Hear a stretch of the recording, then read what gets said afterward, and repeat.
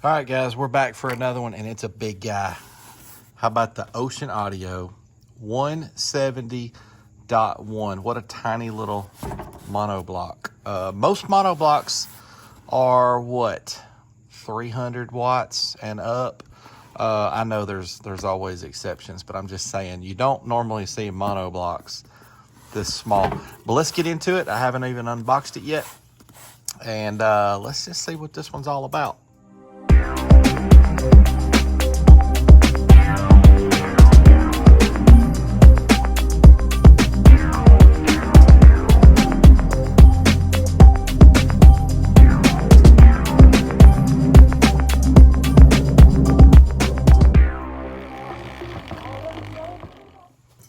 All right, y'all know I did the Ocean Audio 1200 a while back. That amp, man, what a good bargain. That amp performed well at a good price. And so been seeing this little 170 now for several months and thinking about picking it up, and then just decided to go ahead and do it. I don't think anybody has done this amp yet. I'm kind of surprised by that, but let's see what we've got here. Let's see. Okay, it's packaged well, because if I remember right, this brown box was inside of a box when I got it as well. Got this on Amazon, by the way. Let's go ahead and get that out of the way. $39.99. Got free shipping. Tax made it $43.19. So we're talking about very little money here.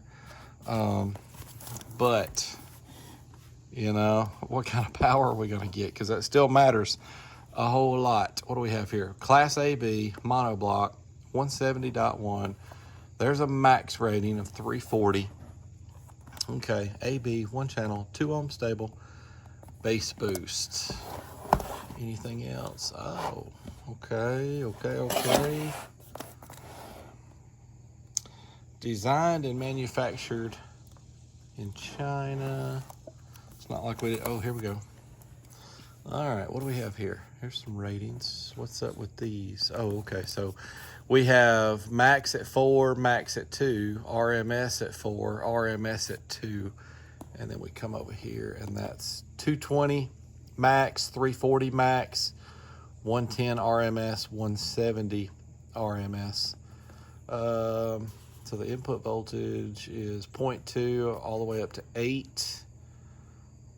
300 amp fuse. There's the frequency. So it is for subs only, from 50 hertz to 250. All right, let's get it unboxed a little bit more. There we go. What do we get? All right, owner's manual. Okay, I'll check that out for you guys. Let's see. I'll say this, it's not like tiny. Sure, it's small. It's quite small, but it's not like super tiny. All right, what do we have here? All right, so we do have a bass knob. It's plastic, very small, smooth. Takes the telephone cord. There is the cord. What was that other thing I had there? Oh yeah, so an extra 30 amp fuse, high level input, screws, and some 3M Velcro. Okay. I'll tell you, wow, got a little weight to it. It's not like super cheesy. This is not like when you pick up some of those Bosses and stuff and they're just really lightweight. Now, granted, it's probably all heatsink, to be honest, but it feels good. It's got a little heft to it for its size. We'll probably take the back plate off of it. Even though the Amazon listing has a great picture of the guts, we'll probably take the back plate off anyway. So it's got that same look as the other one. I like that brushed aluminum, the white with the little blue. I just think that looks cool. 170/1 RMS, MOSFET, monoblock power amplifier. All right, here we go. Screw down, or spade terminals, fork terminals. People call them different things. We do have the large, even the remote one there is large. Let's see if I can get y'all some good close-ups. There's that power and protect light. There's that 30 amp fuse and one set of speaker outs, one positive, one negative. And on the other end, what kind of controls do we get? That remote bass boost, 0 to 12 dBs, low pass filter, 50 to 250 crossover. Oh wait, so this is a full range, but they just give you the low pass. But still, you can switch here between low pass and full. So, all right. So you probably could put this on a couple of door speakers. I'll be honest with you, for what it's rated power-wise, that might make more sense. Honestly, you might want to switch this over, to full. Don't worry about crossing that, from that down like you would on a normal sub amplifier. And maybe you put this on a couple of door speakers. Just keep in mind, anytime you do that with a monoblock, you do need to pay attention to your ohm load. You'd be cool though if you got two 4 ohm door speakers and you run them in parallel off of this. That would give you a 2 ohm load. You're not going to be able to fade or balance that signal, which a lot of times isn't a big deal anyway. It just depends on your vehicle and your setup. But knowing that now that it is a full range does make me think this is better suited for door speakers. But it is a monoblock. We're probably going to put it on a subwoofer. What should we put it on? A single SCAR 12 or a single Sundown 15? We could do either one. But I don't know if I finished talking about anyhow, level, that's your gain. Your inputs, left and right inputs. It does not have any output RCAs. And then your high level, fairly simple for not a lot of money. Let's get it wired up. Let's see how she performs. All right, guys, the manual didn't show anything different. It still had that 220 at 4 ohms max, 340 at 2 ohms max, 110 at 4 ohms RMS, and 170 at 2 ohms RMS. So since this is a full range amp, I feel like we should do 40 hertz and 1 kilohertz, because honestly, this one here is going to be really tough to decide if people are buying this for door speakers or subwoofers.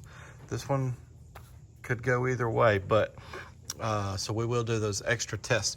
We're going to give it that strong 14.8 on some lithium. So as best case scenario here, and we're going to capture our current. But first, let's do that 40 hertz at 4 ohms. So this is rated 110 RMS and 220 max. Here we go. What are we going to get? 118. The voltage did not drop. The current was only 13.9. So 118, wow. Remember, 110 RMS was what it was rated. That's impressive. Let's, not that that's a big number, but it's impressive to me because it did its number. Let's go ahead and switch over to the 1 kilohertz. Here we go. 111. So barely over its rating. Now keep in mind, guys, we're giving it some really good voltage there. All right, I'm gonna give it a pass. Let's move on to the let's do the dynamic runs for both of those. All right, 40 hertz burst at 4 ohms. What's it gonna do? Okay, a little bit more. 125. Let's check the 1K burst. All right, 1K burst. Same. 125. Okay. All right, 2 ohms. We're looking for that 170. Are we gonna get it? This first run here is gonna be the 40 hertz. Here we go. 193. Wow, okay. The voltage did not drop. The current pulled 27.5. All right, let's move on to the 1 kilohertz. Here we go. 180. Golly, it's doing every number. Okay, let's do dynamic on both of those. All right, 40 hertz, 2 ohms, dynamic. 212. Okay, wow. All right, 1K dynamic. 209. Okay. Guys, it has beat every single rating only by a little bit, and it's a tiny amplifier output-wise, so we're not talking about a lot of power here for sure. We're also not talking about a lot of money either, but, I mean, I got to give it a pass so far. But let's hook this thing up to, I want to hook it up to a 6.5 and listen to that full range. So we're probably going to put it on a 6.5. Should we put it on 1 6.5 or 2 6.5? Let's just stick it on 1 6.5. See if that full range is legit. And I mean, it is. It did 1K on the dyno, so it for sure is a full range. And then we'll go put it on a single subwoofer as well. So stay tuned for that. All right, guys, we got it on a single 4 ohm 6.5. Gonna listen to it a little bit. I had to kick the fan on. Sorry about that, guys. It's hot. And but let's get to it. I thought you guys might want to see the wattage. Also, this is gonna be a good thing for you guys. It does not take much power to get loud on some door speakers. And about halfway through, or I don't know, but at some point I'll turn it up even louder so that you guys can see this thing maybe even show a little bit of wattage. But it is going to get loud, so just be aware there that if you're wearing headphones or something like that, or even if you're not, the volume is going to go up at some point. But anyhow, let's get to it. Let's get to it. Here we go.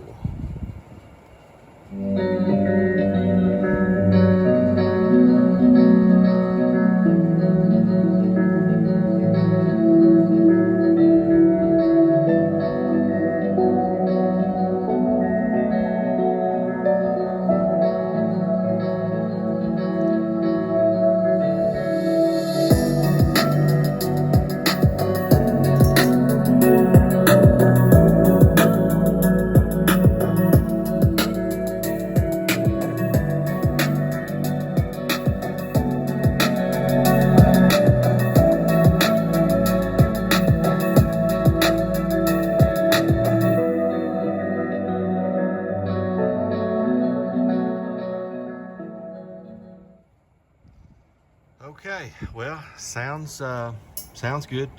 All right, let's get it over there and put it on a subwoofer. I'm still torn about putting it on the Scar 12 or Sundown 15, but let's do that. All right, guys, here we go. It's a Scar 12, a single. Why? Well, because the Sundowns are still hooked into the distribution block, and for the Scars, all I had to do was grab a wire. All right, so let's get to it. Now, keep in mind, this is at 2 ohms. So you would either need to be running this like this on 1 sub, like I'm fixing to do, or 2 subs, but still only end up at 2 ohms like we are here. So you'd be sharing this power across 2 subs if you did it that way. All right, let's get to it. It's the one up there on the right.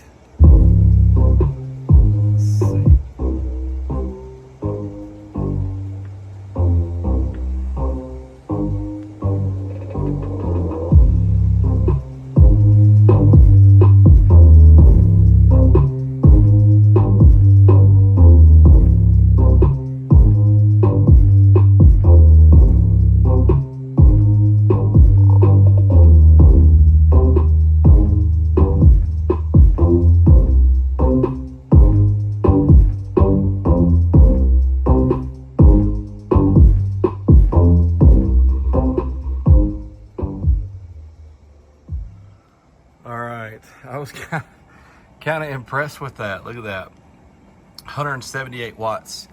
And that sub was moving pretty good. Now keep in mind, if you had 2 subs, you'd be sharing that power across 2 of them. But still, this little thing will actually push a couple of subs. Not hard, but it will do it, and it will do it in a surprising manner. If you ever wonder why that ends up like that, well, man, that's a lot of power for the ohm load. Keep in mind, guys, this is in a box with tuning that is probably going to just give you more output than a 40 hertz. You know, for example, if this amp and box and sub combo actually puts out more watts at, for example, 50 hertz than it does at 40, then when you're playing music at different frequency ranges, it's gonna peak. It's also a dynamic number, so keep that in mind. But it's gonna peak at maybe a frequency that is just working better than 40 hertz. But 40 hertz is the industry standard for testing. But if you've ever wondered, well, why does that thing put out more on the bench on subwoofers than he got dynamically on resistors? It doesn't always work that way, but sometimes it does. Also, if you heard the highs in there quite a bit, it's because I still had my filters completely open on this. I usually do it that way. So I don't know, just explaining a couple of things that I get questions about sometimes. And so let's get this thing back over there. Let's take the back plate off of it and sign the card, and we will wrap this one up. All right, guys, here we go. It's the gut shot. All right, there's that blue board that we're seeing so much these days. I mean, not the exact board, but I'm just saying a lot of these amps coming out of China right now have these blue boards like this. All right, what do you guys see there? Things that you like, things that you don't like. What does it say? It's got their model number and all stamped on it. Version 1. I'm assuming that's what that means. Anyhow, looks to me like a 170 watt amp. Not too shabby. Just put in some thought about what you need. Have you ever bought the wrong amp? You ahead of time you thought, man, I want this amp. Then you get it, and then you realize, gosh, I wish this was a whatever, a 2-channel, a 4-channel, a mono block. Wish it had a bass knob. Wish it had automatic remote turn on, whatever, all these things. And then you realize, golly, there was a better choice than what I bought. This is one of those I think somebody needs to really think about. Am I cool with a mono block? Am I cool with only 170 watts? You know, what ohm load am I going to end up being at? And just think through that process. But it is a pretty good little amp for little money. It's kind of hard to hate on this one. All right, guys, let's get the card filled out. All right, guys, here we go. It did. There's a lot of different numbers we could write down, but let's go with that 193. That was the 40 hertz run. I've got this written down over here beside me. At 2 ohms, uncertified. All right, guys, so thank y'all so much for watching. Please consider subscribing. I drop a video every Sunday morning at 7 Central. Thanks for all the support lately. I've got an incredible audience. Let me know what you thought about the Feral video or the Pioneer video last Sunday. I may drop another Feral video. By the time y'all see this, you'll already know whether I did or whether I didn't. But also, tell me what you think about that JP53 that we got in. Did you see my shorts? I uploaded 2 shorts of a brand new white JP53 that we got in. So anyhow, I had some great interactions with some subscribers this week, and some extra little special things that happened. Thank you guys for those things. And as always, guys, I've got the greatest audience of anyone. I know I'm biased, but I really do have a great audience. Thank y'all so much. We'll see you next week.